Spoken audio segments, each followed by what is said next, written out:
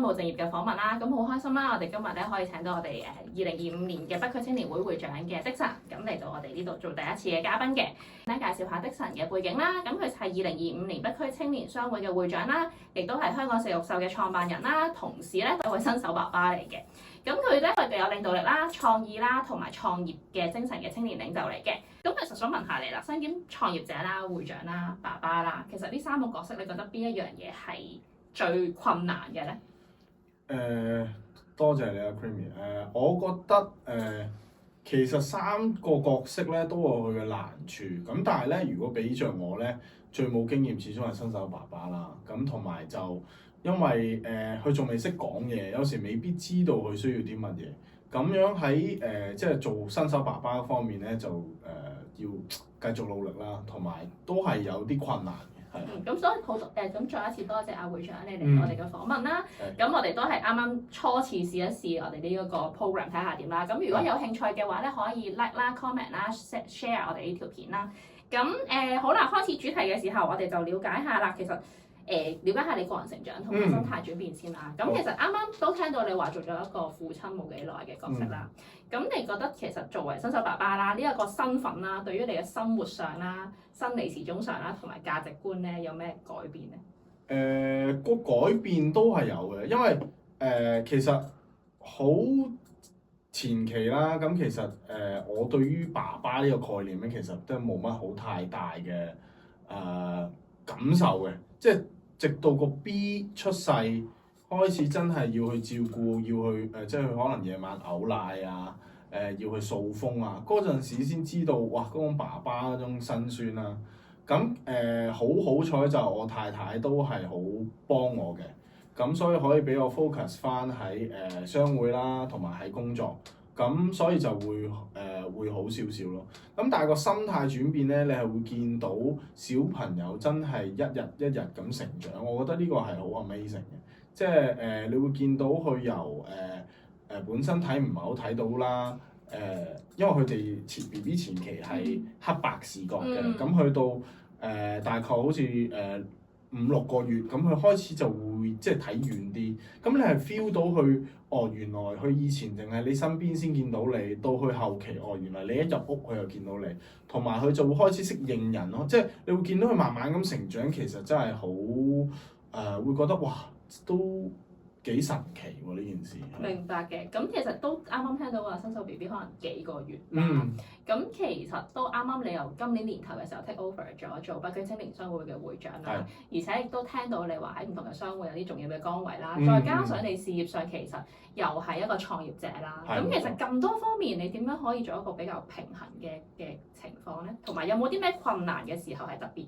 有冇啲特別嘅困難啊、經驗啊，可以分享下？時間就一定唔夠㗎啦。咁其實我只能夠係可能喺工作上咧，就再可能 deliver 多啲一啲 workload 俾下邊嘅人啦。咁同埋就盡量即係做快啲嘢咯。因為其實你話點樣 balance 咧都係唔夠嘅，即係一日有24個鐘。咁但係就係盡量可能以前比較會有時會放慢版嚟做嘅，或者慢半拍嚟做嘅，咁就盡量將個時間加快咯，係啦，而去做到更多嘅嘢。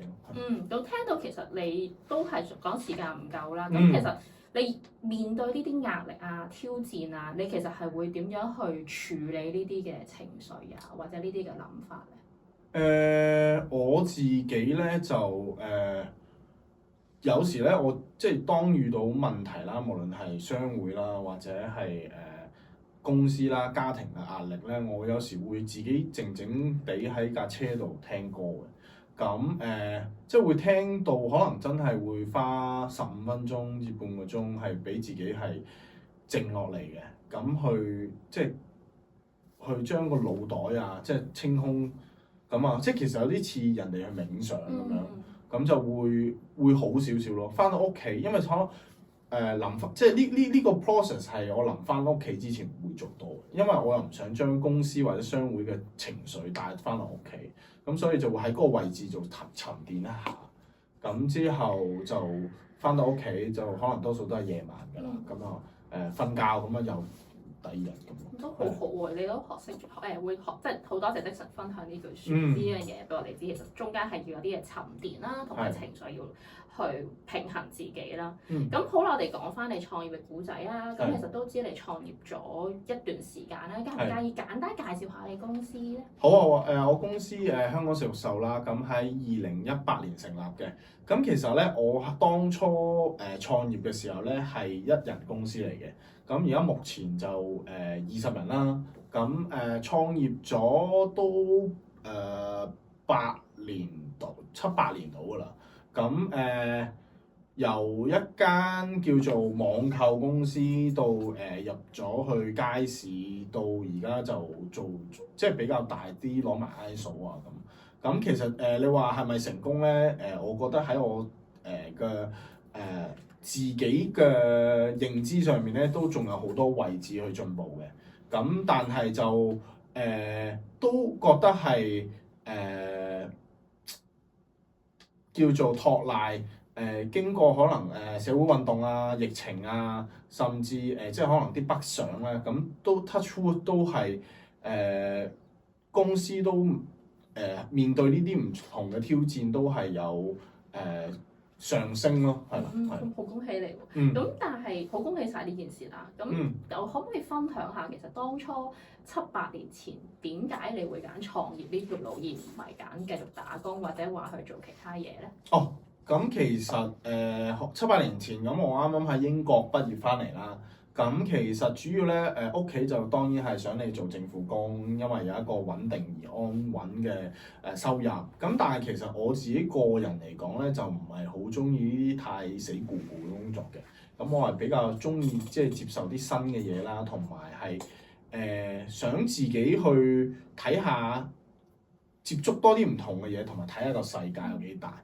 咁所以就嗰陣時候翻到嚟，就自己就貿貿然覺得呢個凍肉市場係可取嘅，咁就試，咁就試到而家。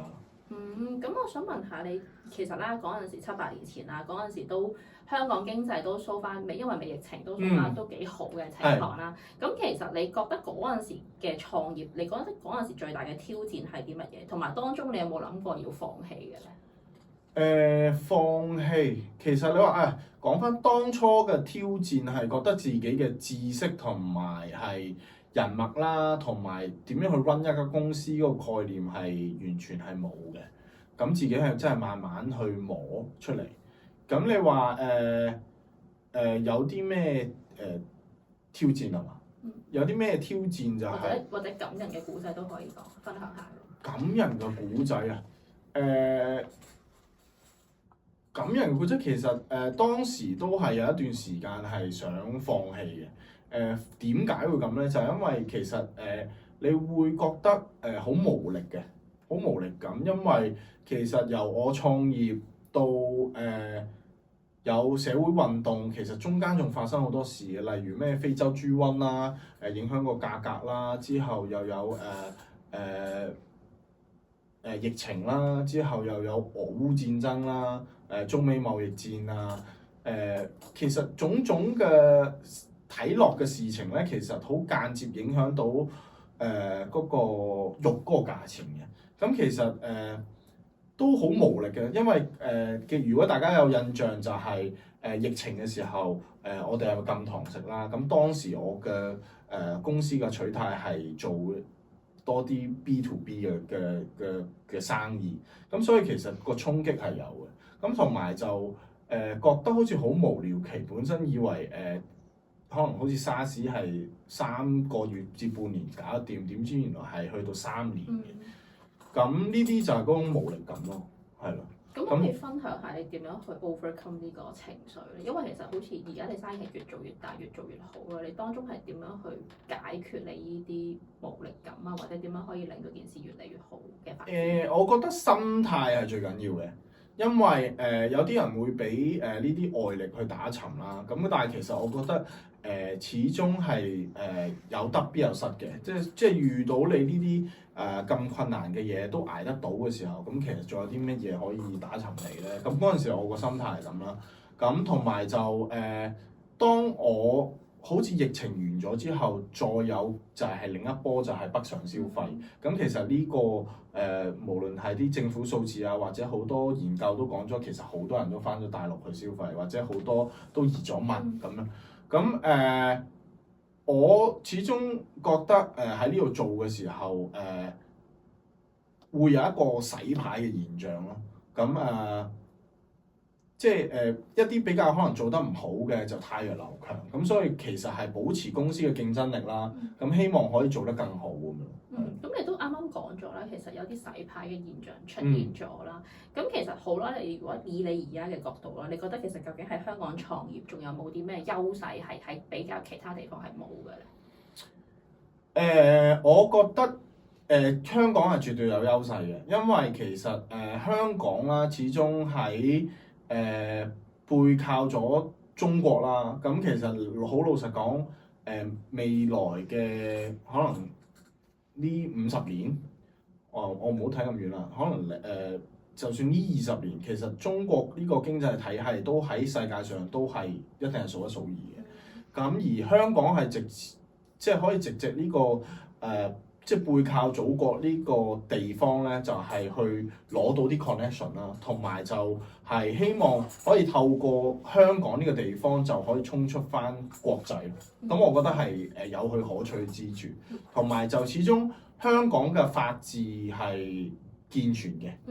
咁所以對於我創業嚟講都係有信心嘅。明白。咁都其實好好彩㗎。如果去翻而家嚟講啦，即係7年前你創咗業啦。如果調翻轉頭而家7年後啦，你會唔會都係選擇要行創業呢條路，定係都係唔係我去打工算啦咁樣？我都會選擇創業嘅，係因為真係其實我覺得喺除咗你話喺學術上，即係喺大學或者喺中學真係學到啲知識上。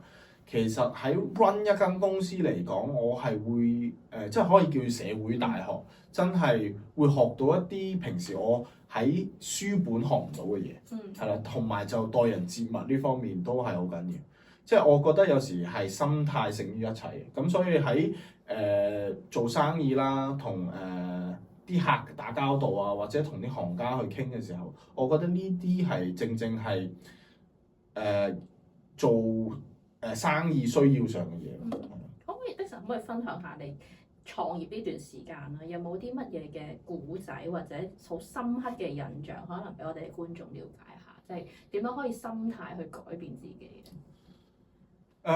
心態啊，其實我自己心態上嘅改變係，因為我自己係由一人公司啦，咁到夥計請第一個夥計，其實我都覺得已經係衝出咗好大嘅自己心理關口，因為其實一開頭自己做網購嘅時候，係有生意嘅，咁但係其實唔係好穩定。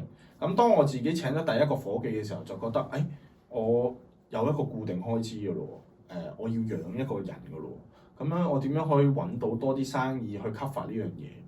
咁到慢慢開始個團隊越嚟越大，去到5、6個，去到10幾個嘅時候，有另一個挑戰，因為以前我係比較用人字去做 run 一間公司嘅，即係總之啲嘢搞掂就算啦。咁其實我對於夥計嘅寬容度咧係比較大嘅。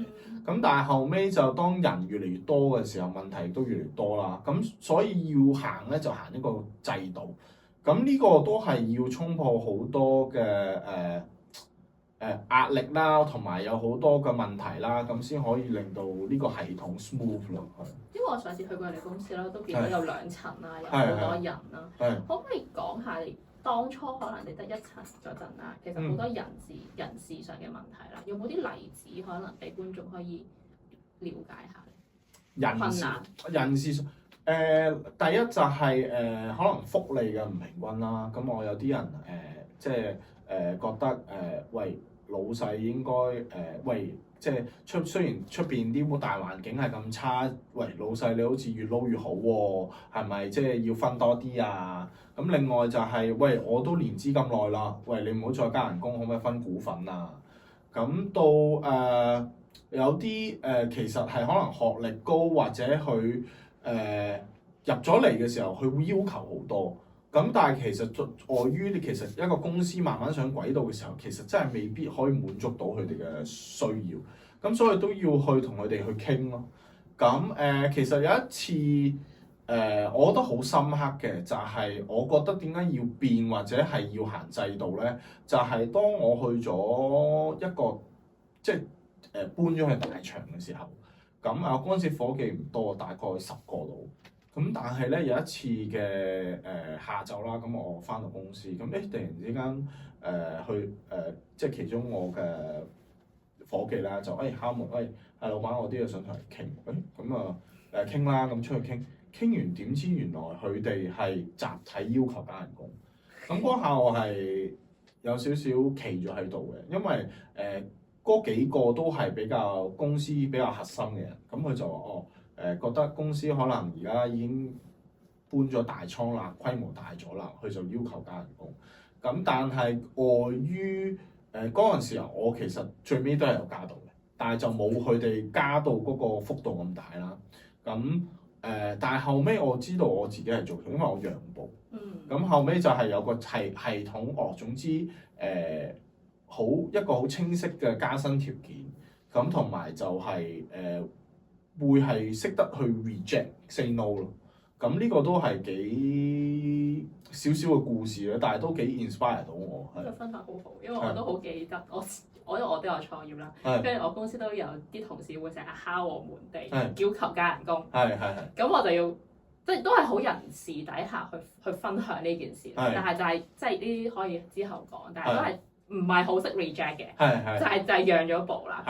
咁所以我諗你係咪深刻？你覺得其實創業或者作為一個老闆啦，讓步係唔係一定 must 嘅咧？我覺得就要自己有個宗旨，係啦，自己有把尺，即係我覺得因為要企得硬啦，或者係有個宗旨，咁其實人哋就會知道你把尺喺邊，就唔會咁易去 ask for 一啲好無理嘅要求，係好好。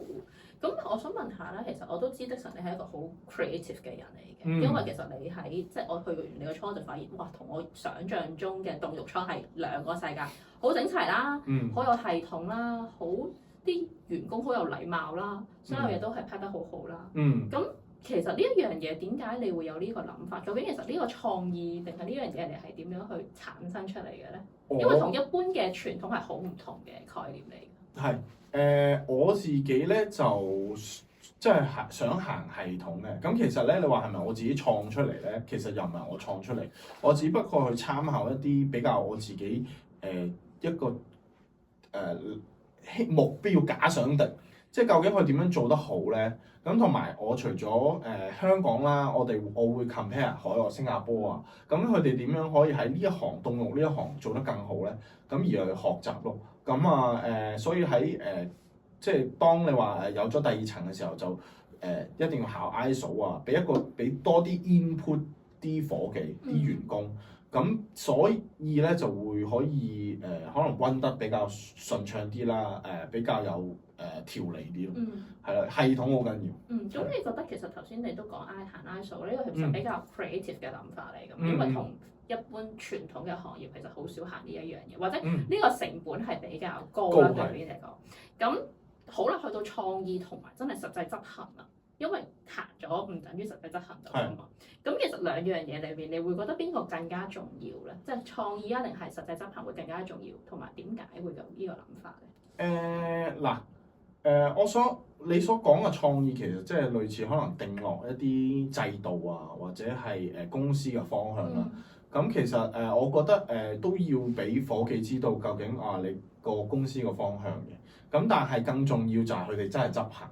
咁因為如果佢哋唔執行，你齋係有一個方向係冇用。因為我哋即係 director 個角色就其實係一個點解叫 director？ 就係一個公司嘅direction， 即係指向邊度，就係因為嗰個角色嚟。咁我覺得就要俾下邊啲人知道你究竟想去到邊度。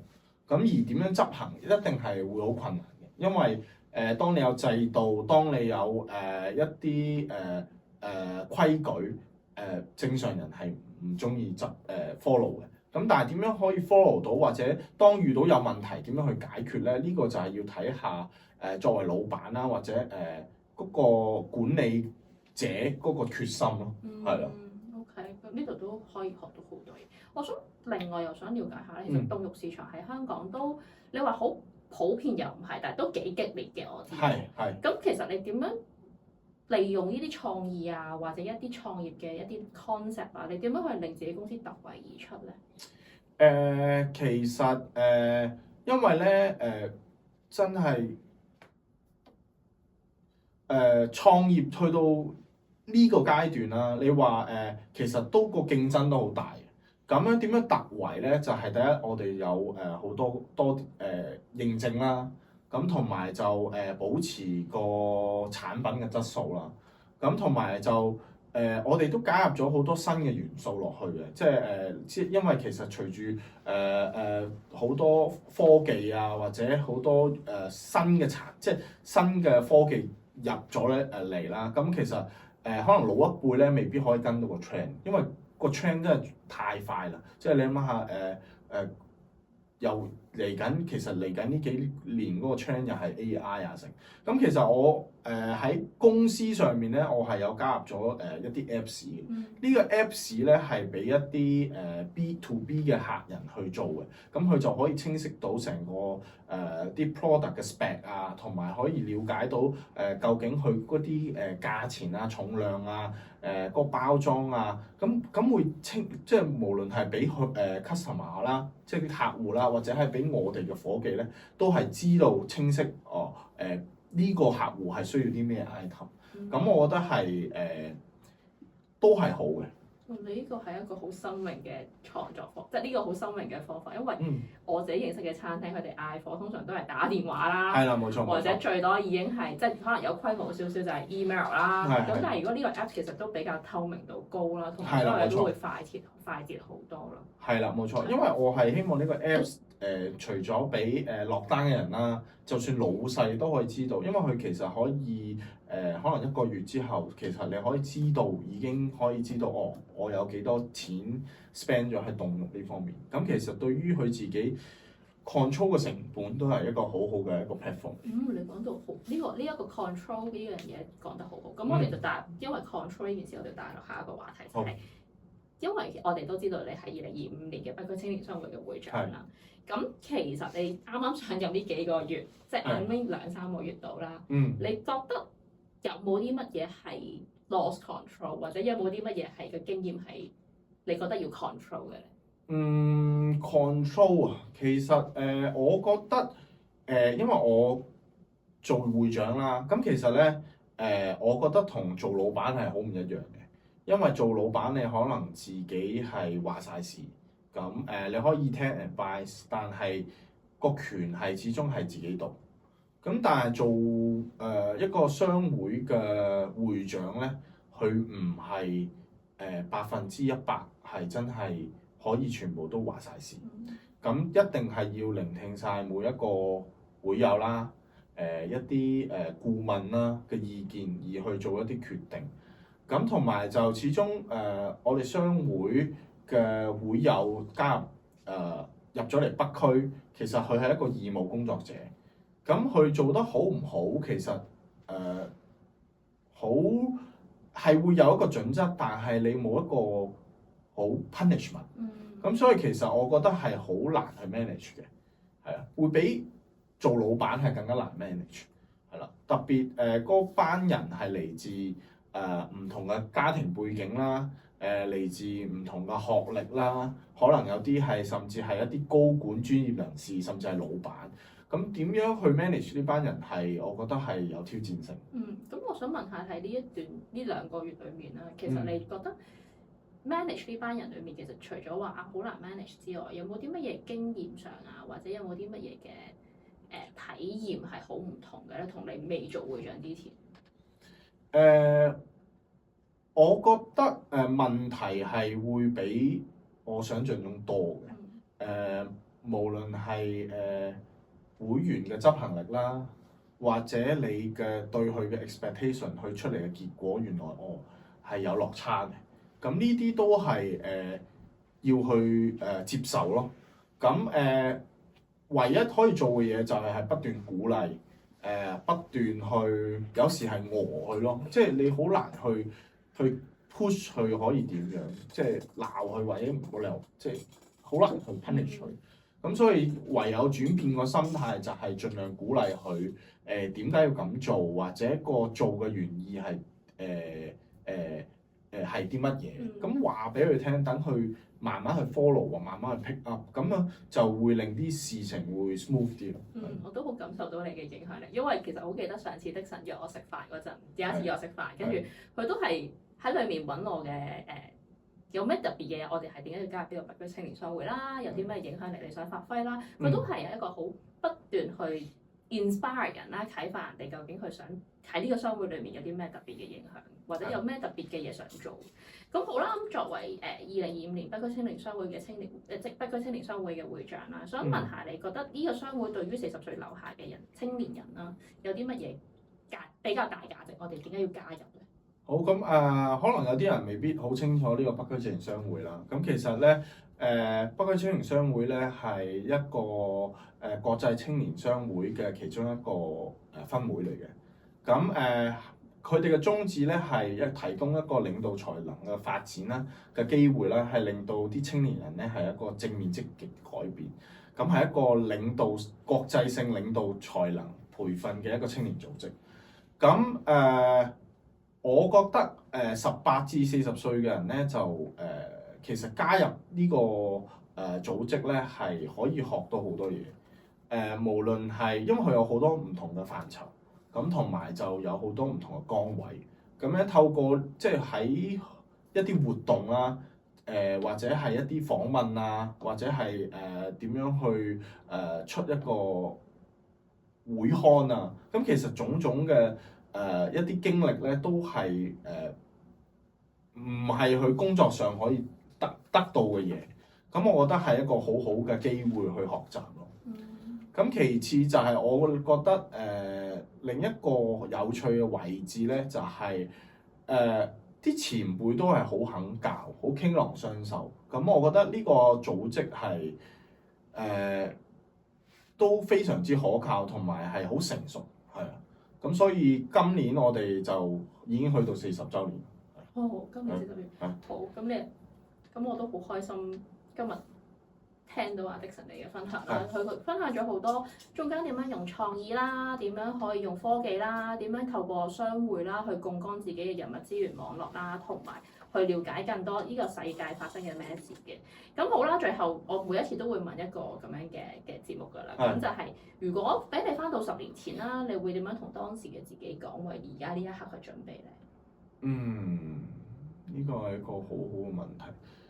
如果我10年前我即係搣翻，即係10年前嘅的神，我會叫佢都係繼續創業嘅，咁同埋就可能早啲入嚟青商啦，了解多啲啦，咁可以擴闊到自己嘅人脈啦，令到自己可能行少啲冤枉路啦，同埋可以即係好多前輩都講識人好過識字。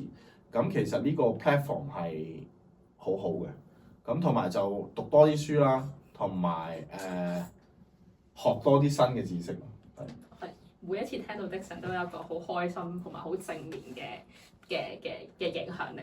咁好啦，咁好多謝大家聽我哋呢個不務正業嘅訪問啦。咁如果想了解我哋更多北區青年商會嘅知識嘅話，或者更多創業故仔嘅話咧，可以 follow 我哋嘅 channel 啦。咁記得可以 like、comment、share 嘅。我哋下次個節目再見啦，拜拜。拜拜。